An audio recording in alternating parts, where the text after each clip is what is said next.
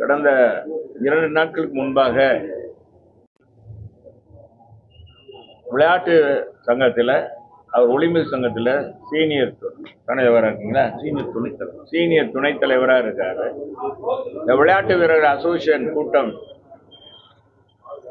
புரட்சி தலைவர் எம்ஜிஆர் பெயரை தாங்கியிருக்க மதுரை ரேஸ்கோர்ஸ் திடலில் நடைபெற்ற ஆலோசனை கூட்டத்தில் பத்திரிகையாளர்கள் மத்தியில் கழகத்திற்கு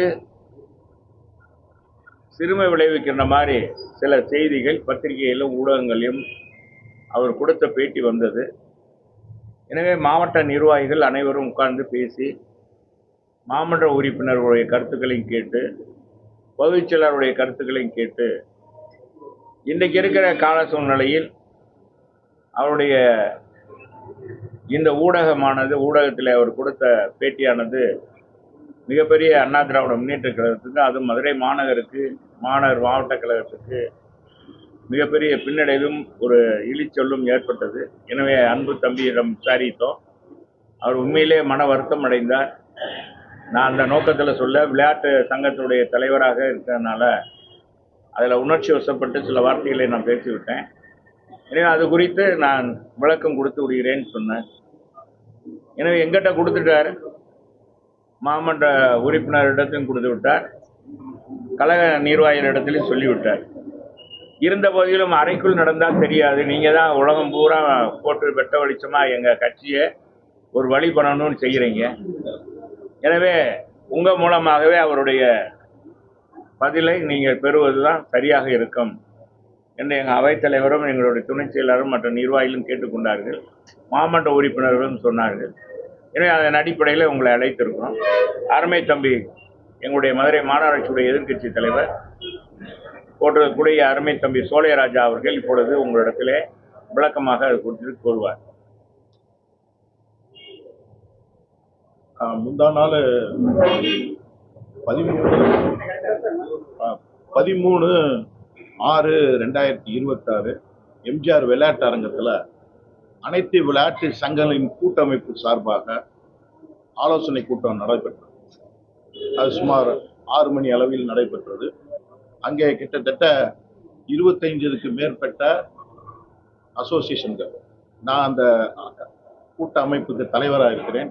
உதாரணத்துக்கு ஹாக்கி, ஃபுட்பால், வாலிபால், ஸ்விம்மிங்கு, இப்படி 25 அசோசியேஷனோட தலைவர் செயலாளர்கள் இருந்து கொண்டு அதில் இருக்கக்கூடிய அந்த எம்ஜிஆர் விளையாட்டு அரங்கில் பயன்படுத்தக்கூடிய விளையாட்டு வீரர்களையும் வைத்து கொண்டு ஆலோசனை கூட்டம் நடத்தினோம். ஏனென்றால் இப்போது உள்ள விளையாட்டுத்துறை அமைச்சர் ஒரு 10 நாள் கழித்து எம்ஜிஆர் விளையாட்டு அரங்கத்திற்கு ரெவி மீட்டிங்க்கு வர்றாரு. அந்த மற்ற மாவட்டங்களில் ரெவி மீட்டிங் போகும்போது எம்டி ஹேண்டடாக சொன்னதை மட்டும் வாங்கிட்டு நான் பதில் சொல்கிறேன்ட்டு போயிட்டாரு. இங்கே அவர் வர்றதுக்கு முன்னாடியே நம்ம தயார் நிலையில் இருந்து நம்மகிட்ட இருக்கிற நிறை குறைகளை சொல்லணும் அப்படின்ற இதில் தான் அன்னைக்கு அந்த மீட்டிங் போட்டோம். அதில் பெருவாரியானவங்க எடப்பாடியார் ஆட்சி காலத்தில் தான் வரைக்கும் எடப்பாடியாரோட உத்தரவின் பேரில் அந்த நுழைவு கட்டணம், நீங்கள் எல்லாம் அன்னைக்கு வந்திருந்தீங்க, விளையாட்டு வீரர்கிட்ட பூரா நுழைவு கட்டணம் திமுக அரசு வாங்கிட்டு. ஆனால் அதை வாங்காமல் இருந்தவர் ஐயா எடப்பாடியார்ன்றது அன்னைக்கு அங்கே சொன்னேன். அந்த நுழைவு கட்டணம் பள்ளிக்கூடத்து பயிலுக்கு 100 ரூபா, காலேஜ் பயிலுக்கு 200 ரூபா, அதர்ஸ்னா 500 ரூபான்னு இப்படி தமிழ்நாடு பூரா வாங்கிட்டு இருக்காங்க. அத்லட்டிக்ஸில் மட்டும் இல்லை, எல்லா இடத்துலையும். இது வன்மையாக நாங்கள் கண்டிக்கிறோம். இதை இந்த ஆட்சியாளர்களும் அதை கண்டினியூ பண்ணுறாங்க. அதனால இந்த வருகின்ற ஆய்வு கூட்டத்தில் இந்த விளையாட்டுத்துறை அமைச்சர்கிட்ட இதை நம்ம கொடுத்து இதை சரி பண்ணணும் அப்படின்ற இன்டென்ஷனில் இப்படி சில கோரிக்கைகளை வைத்து தான் நாங்கள் அன்னைக்கு பேசணும். அதே மாதிரி அன்னைக்கு நான் இந்த கோரிக்கை உங்கள் மூலியமாக இன்னொன்று நாங்கள் வைக்க தான் அன்னைக்கு நீங்கள் முடிச்ச பிறகு நீங்கள் எல்லாம் போயிட்டீங்க.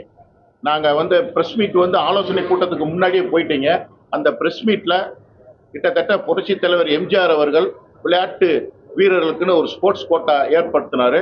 அதுக்கப்புறம் அண்ணன் செல்லூரார் அவர்கள் தலைமையில் தான் கிட்டத்தட்ட 2000 பேரை வச்சு சிவகங்கை ரோட்டில் வச்சு நாங்கள் ஒரு கோரிக்கை மனு எடப்பாடியார்கிட்ட கொடுத்தோம். அப்போ 3% ஸ்போர்ட்ஸ் கோட்டா கொடுத்தாரு. அதை இந்த அரசு 5% ஒசத்தணும், திமுக அரசு ஒசத்தவே இல்லை, இந்த அரசாவது ஒசத்தணும், இப்படிலாம் கோரிக்கையை நாங்கள் எழுதி வச்சுக்கிட்டு இருந்தோம். அப்போ உங்கள் நிருபர்களில் ஒருத்தர் தான் கேட்டாங்க, இந்த மாதிரி எங்கள் ராஜ்யசபா எம்பி சட்ட வழக்கறிஞர் இன்பத்துறை சார் வந்து உங்க ஆதவ அர்ஜுனா விளையாட்டு சங்கங்கள்ல இருந்து வெளியேறணும், இல்லாட்டி சட்டப்படி நடவடிக்கை எடுக்கப்படும் சொல்லி சொன்னாங்களே, அதுக்கு உங்க பதிலை என்னன்னு கேட்டாங்க. யதார்த்தமா இது ஒரு கூட்டமைப்புல நடந்த ஆலோசனை கூட்டம், கட்சி கூட்டம் கிடையாது, அரசியல் கூட்டம் கிடையாது, எந்த உள்நோக்கம் இல்லாம தான் அன்னைக்கு நானும் இருந்தோம். அப்பயே அந்த நிருபருக்கு நான் பதில் சொல்ல கடமைப்பட்டேன். என்ன சொன்னேன்னா, சொசைட்டி ஆக்ட் விளையாட்டு சங்கங்கள்ல இருக்கிறாங்க, அதை வந்து நீக்கிறதுக்கு வழி இல்லை, அதை வந்து நீக்க சொல்லி அவர் சொன்னார்னா அதை வன்மையாக நாங்கள் கண்டிக்கிறோம். நான் அந்த இடத்துல ஒரு ஹார்ஷான வார்த்தையை நான் சொன்னேன், அந்த கண்டிக்கிறேன். அதே மாதிரி கட்சி வந்து அப்போ அதே நிருபர் சொன்னார், திருப்பி நீங்கள் இதை சொன்னீங்கன்னா உங்கள் கட்சி உங்கள் மேலே நடவடிக்கை எடுக்கப்படும் சொன்னாங்க. அப்போ நான் சொன்னேன், இது நியாயமான பிரச்சனை தான், கட்சி நடவடிக்கை எடுத்தால் நடவடிக்கையை நான் சந்திக்கிறேன். எனக்கு வந்து விளையாட்டு முக்கியமா அரசியல் முக்கியமானு சொல்லும்போது நான் வந்து விளையாட்டு தான் வேணும்னு சொல்லி எல்லாரும் முன்னாடி தான் நான் சொன்னேன். அதில் சில ஹேரஸான வார்த்தைகளை நான் பயன்படுத்தினதை அண்ணங்கிட்ட வருத்தம் தெரிவித்தேன். அந்த ஹேரஸான வார்த்தைகள் அனைத்தையும் நான் வாபஸ் பெற்றுக்கிறேன். கட்சிக்கு எப்பயும் நாங்கள் கட்டுப்பட்டு தான் இருப்போம். கட்சி கட்டுப்பாட்டுக்கு மீறி எந்த ஒரு செயலும் இல்லை.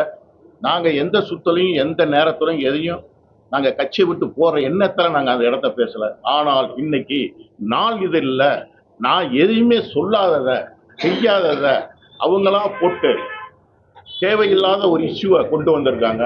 இது வந்து முழுக்க தவறான செய்தி.